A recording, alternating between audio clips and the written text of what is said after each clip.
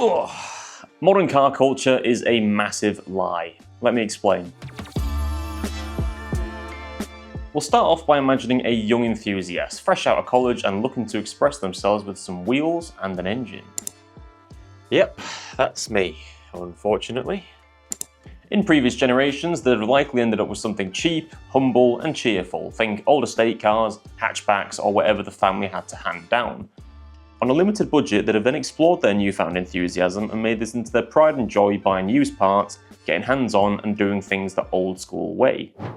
Nowadays, however, enthusiasts are surrounded by a completely different society where three things are drastically different. Number one, PayPal credit, Klarna and other flexible payment methods are not only more accessible than they've ever been, but they're also weirdly accepted in today's society and it's become the expected thing to do.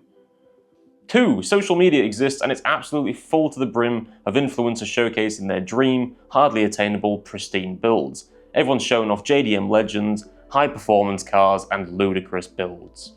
And three, status and reputation are now far more desirable than being original or genuine. People really seem to care about getting praise from strangers, particularly over the internet. You may be thinking, what's this clown on about? Surely that just motivates people to work harder so they can afford these cars, they can afford the parts. And you'd be right, to a degree. But what it tends to do for the majority of young enthusiasts is it alienates them to the point where they will not feel accepted as an enthusiast unless they've got the latest or greatest.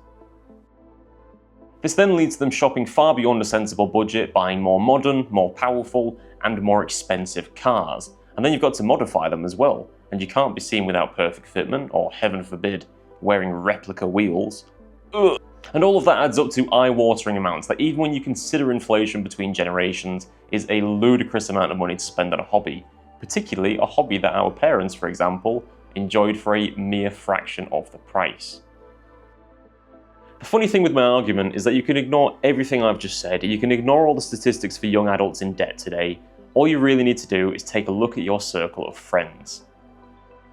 Chances are you know somebody who's just dumped a load of money into their car, maybe somebody who's just upgraded to a brand new German car, somebody who's definitely just purchased a load of modifications on Klarna or PayPal credit, and my favourite, the one who's got all the cool cars, everybody loves him, and he's just paid for his McDonald's on a credit card. Now, spending loads of money in the car scene isn't new, and it doesn't have to be a bad thing, but all this insecurity, this lying, the deception, and all the pressure we put on young enthusiasts, that's what's killing the car scene. So how do we fix it? Well, unfortunately the economy is what it is, and humans are attracted to shiny things like the magpies we are, but one thing we can do to change it is be a little bit more honest, and I don't mind starting.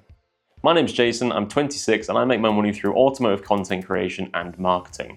I own 5 cars, and yet I don't have my own house. And out of those 5 cars, only one of them is currently on the road. And it's been that way for months now.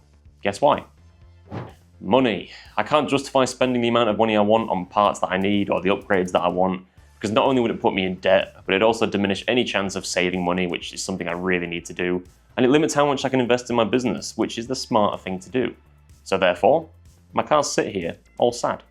But that's fine.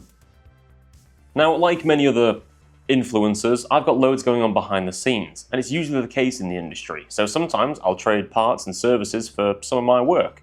I'll go and photograph something or do some social media management, and in exchange I'll get a discount on labour or parts, for example. Now, your favourite YouTubers or influencers, they take this a little bit further sometimes by A, not telling you about it, or B, straight up lying about it. Hell, I've got replica wheels on some of my cars, including my track spec S2000, and I genuinely couldn't care that they're not real C28Ns. They're round, they fit a tyre, and they do the job perfectly. Now, I could rant about this topic for forever, so here's 3 things that I think you should take away from this video.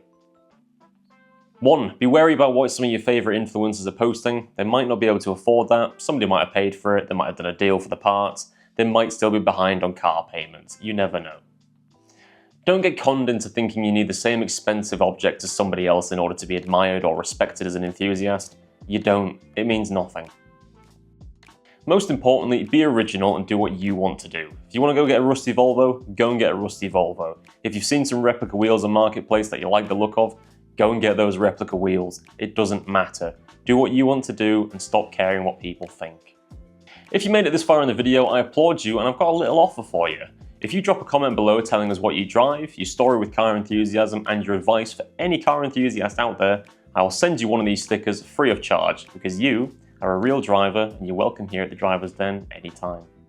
Thank you very much for watching, folks. This topic's been on my mind for a very long time and I'm really trying to steer the ship in the right direction for car enthusiasm. In fact, it's one of my goals with this channel is just to be a bit more honest, as genuine as I can, and just original. So thank you very much for watching. I'm trying to do big things this year. If you don't mind, please subscribe to the channel, drop a like, drop a comment, get yourself a sticker, and I'll see you soon.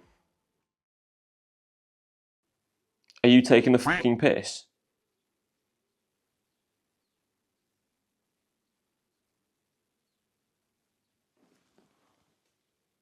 Oh, I was going to say, oh my god, I thought it stopped recording. Oh, this hasn't been recording this whole time. Oh my god, I've been here for like 4 hours. Oh, thanks very much for much. Thanks very much. Thanks. Is it good? Is it Weird texture. good? Weird texture. It's like cake, but like chewing gum.